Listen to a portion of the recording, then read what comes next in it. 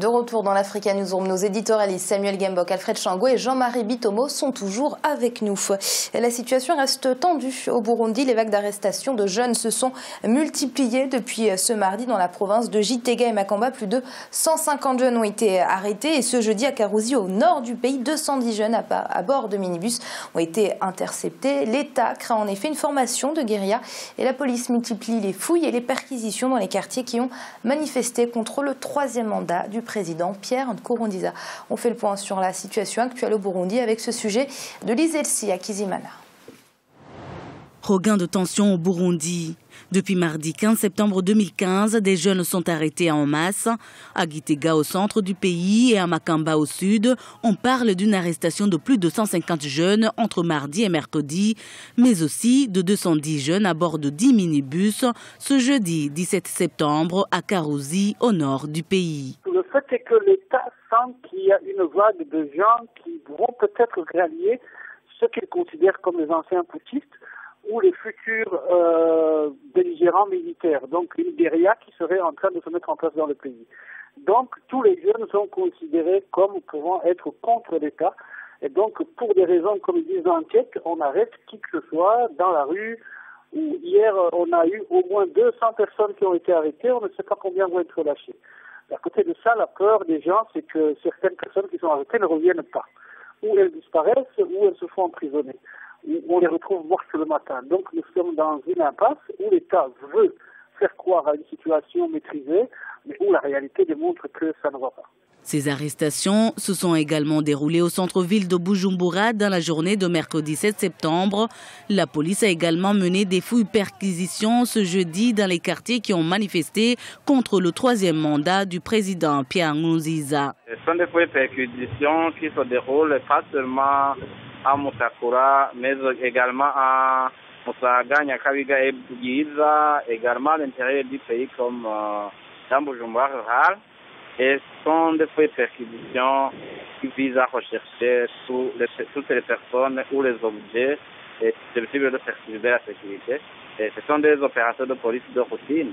Depuis la réélection du président Pierre Nkurunziza lors de la présidentielle très controversée du 21 juillet 2015, les violences, les assassinats ciblés et les arrestations se sont multipliées. Pour l'heure, les négociations engagées entre le pouvoir et l'opposition pour trouver une solution à cette crise burundaise restent bloquées. Alfred, une situation tendue, des assassinats ciblés, des arrestations massives. Est-ce qu'un apaisement par voie diplomatique est encore possible au Burundi ? Je ne sais pas, Amira, si cette réconciliation est impossible. Simplement, il faut noter que le président Pierre Nkurunziza, par un coup de force, il a réussi justement à organiser l'élection et puis à prolonger son mandat, à commencer le troisième mandat. Alors, une affaire qui s'engage sur de mauvaises bases finit toujours dans des mauvaises bases. Et au fond, l'escalade qu'on constate aujourd'hui n'est que la conséquence logique de cette situation antérieure.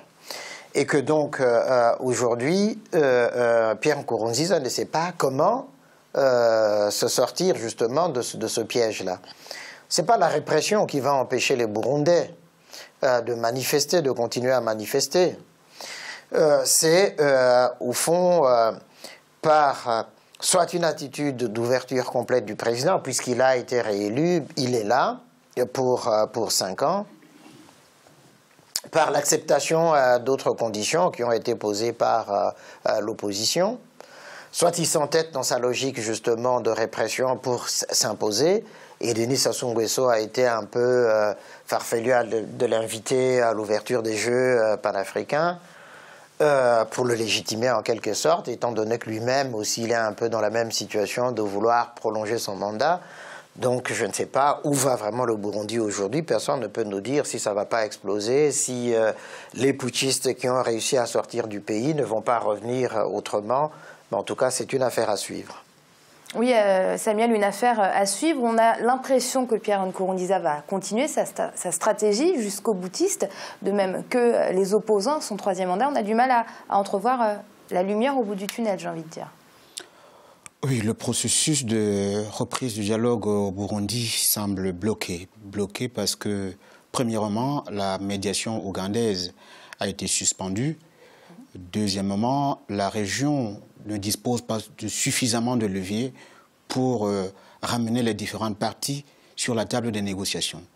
Le gouvernement issu des élections et les institutions issues des dernières élections développent une politique de légitimation des institutions et de tout ce qui a été comme processus électoral avant la désignation des responsables politiques. Ils le font, ils ont un argument important qu'ils essayent de mettre en avant, celui de l'entrée au Parlement du leader de l'opposition avant les élections présidentielles, Agathon Rwasa.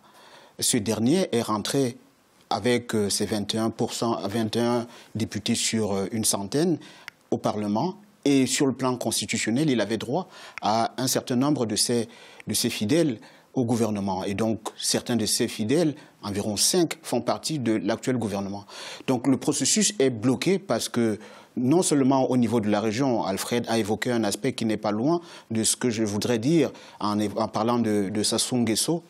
Au niveau de la sous-région, il y a des enjeux politiques qui sont presque identiques à la situation que vit le Burundi aujourd'hui. Maintenant, est-ce que la reprise du dialogue aura lieu? Est-ce que la communauté internationale va se saisir finalement de cette affaire et d'apporter les moyens de pression conséquents pour que le gouvernement issu des dernières élections accepte une certaine ouverture? Parce que quand on parle même de reprise du dialogue, le gouvernement actuel n'est plus dans la logique de la reprise du dialogue. Parce qu'eux, ils considèrent que le dialogue a été repris à partir du moment où le principal leader de l'opposition est rentré dans les institutions. Et en Côte d'Ivoire, les négociations sur la revalorisation du barème des salaires se poursuivent toujours. Ce 15 septembre, un bilan partiel des discussions entre les différents acteurs du secteur privé a été présenté au siège du patronat. C'était à Abidjan. Il en ressort qu'une vingtaine de secteurs ont accepté d'augmenter les salaires de leurs employés. Deo Gracias Kpodo. Pour la première fois depuis 1994, le patronat ivoirien a procédé à la signature d'un accord quasi consensuel avec les différentes centrales syndicales des travailleurs du secteur privé du pays. Mardi 15 septembre 2015, le président de la CIPC, Commission indépendante permanente de concertation, a salué les efforts qui auront permis d'aboutir à ces conclusions. Environ 20 secteurs sont parvenus à un accord avec la CIPC et se sont engagés à assurer une augmentation de salaire dans l'ordre de 7 à 15% à leurs employés. Il y a eu d'abord un comité ad hoc qui a été créé et lorsque le comité ad hoc a rendu ses conclusions, le CIPC s'est saisi de l'affaire maintenant pour rencontrer les travailleurs et voir maintenant quels sont les points qu'il fallait vraiment mettre en pratique et le soumettre au ministère du Travail. Et parmi ces points, il y avait la détermination d'un taux uniforme de réévaluation des barèmes sectoriels, des taux uniformes qui devaient osciller entre 5% et 15%.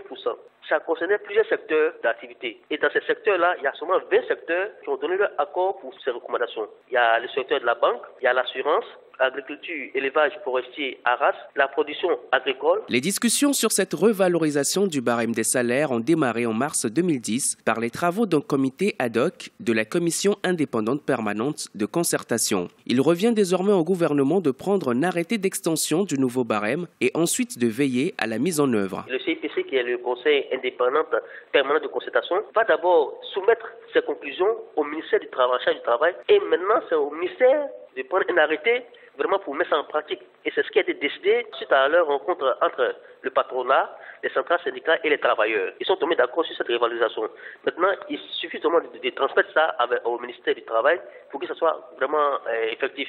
Ça y va du bien-être des populations. Donc, logiquement, les autres secteurs doivent suivre. D'autres secteurs ont été invités à adhérer à l'initiative qui vise à améliorer les conditions de vie des travailleurs ivoiriens. Mais en attendant, parmi les 20 adhérents, on peut citer notamment les banques avec 11% de taux de revalorisation, la production agricole 8% ou encore les professions libérales avec 9% de taux de revalorisation.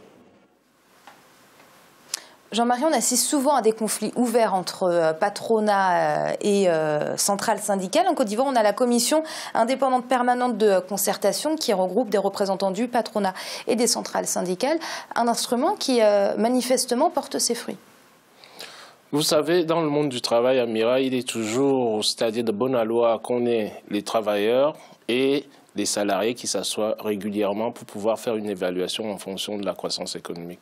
Et ce sont ces instituts d'évaluation-là qui manquent énormément en Afrique, parce qu'à chaque fois, on nous parle de croissance économique sur ce plateau. Quand on parle de la croissance économique, on met en place des stratégies pour favoriser la croissance, mais il faudra aussi penser à mettre en place des stratégies de développement. Et des institutions comme celle-là contribuent, si vous voulez, à l'amélioration des conditions de vie des populations. Je dis toujours sur ce plateau qu'on nous dit souvent que oui, bon, vous avez des croissances, je ne sais pas moi, de 5-6% dans les économies africaines, mais quand on va regarder sommairement, comme on peut dire, le panier de la ménagère, on ne voit pas, c'est-à-dire les gens sont encore en train de trimer. Donc il est temps que la croissance économique, c'est-à-dire les fruits de la croissance économique, bénéficient, comment dire, à l'ensemble de la population. Et à partir de là, dès l'instant que vous avez un pays comme la Côte d'Ivoire qui prend une initiative comme celle-ci, elle me semble être une initiative qui est complètement la bienvenue pour essayer de faire en sorte que la croissance économique et la population dans sa globalité entend à la télévision, on en parle à la radio, au moins qu'ils aient des retombées, les fruits de cette croissance économique-là. Donc il est vraiment important que l'Afrique songe à mettre, des instituts d'évaluation, c'est-à-dire on met en place des politiques de croissance économique. Il faudra à côté penser aussi aux stratégies de développement de la population, pas du développement économique tout simplement. Samuel, peut-être un mot rapide sur l'augmentation en elle-même, une augmentation de 7 à 15% pour les salaires des employés du secteur privé. Seulement 20 secteurs qui ont accepté cette augmentation. Oui, c'est une très bonne chose. Ceci permet de dynamiser, comme on le souligne souvent ici, le secteur privé et accroître la consommation des ménages. Et c'est cette consommation qui est un levier important aussi pour la croissance économique, parce qu'elle permet une redistribution, elle permet de relancer le circuit économique dans sa capacité de réorganisation, que ce soit sur le plan institutionnel, mais aussi un moyen important pour l'investissement, parce que ceux qui sont dans le secteur de la consommation sont aussi des acteurs économiques importants dans le tissu économique d'un pays. Donc c'est important d'accroître tous ces mécanismes et de les renforcer davantage. Si on peut étendre ces réformes à l'ensemble des secteurs, je pense que ce serait une bonne chose. Oui, Alfred, peut-être à noter une déception, puisque seuls 20 secteurs ont accepté cet accord pour l'instant. Bien, mieux vaut ça que rien du tout. Et j'allais dire, ce n'est qu'un début, mais c'est une très bonne chose, un très bon début, dans la mesure où on sait qu'un salarié bien rémunéré est compétitif et productif. Et que donc là, cet accord a été trouvé entre 20 entreprises, des patrons, des syndicats représentant les salariés, ça va dans le bon sens. C'est-à-dire, au fond, au lieu d'aller au conflit ou à l'affrontement entre les salariés et le patron, ben oui, cette instance de médiation est là pour trouver des solutions qui, à la fois, satisfont le patronat et puis les salariés et les travailleurs. Donc, ça va vraiment dans le bon sens. Alors, il faut les multiplier, mais dans le secteur privé, évidemment, qui est compétitif, qui est producteur, il y a, des bénéfices qui arrivent, donc ils peuvent redistribuer assez normalement, naturellement, aux salariés. Merci Alfred. Merci Amira, je suis heureux de vous avoir retrouvé sur ce plateau et puis mes très chères téléspectatrices. Bien évidemment, on ne les oublie pas. Merci à vous Samuel. Merci Amira, bonsoir. Et merci à vous également Jean-Marie. Merci Amira et bonsoir à tous nos téléspectateurs. C'est donc la fin de cette émission. On se retrouve demain pour une nouvelle édition de l'Africa Newsroom avec une semaine toujours consacrée à l'athlétisme sur le continent africain. À très vite.